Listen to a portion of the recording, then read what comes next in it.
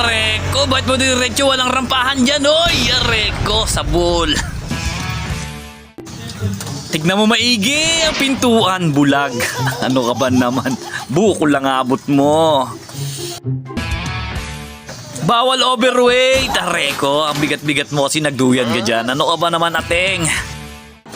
Kuya, wag ka tatayo, mauuntog ka, areko. Sabi ko wag ka tatayo eh. Ang tikas ng ulo mo. Oh, dahan-dahan na, baka umikot yun sa taas. Dahan-dahan. Ayan na, ayan na. Ayan na ang sinasabi ko, areko.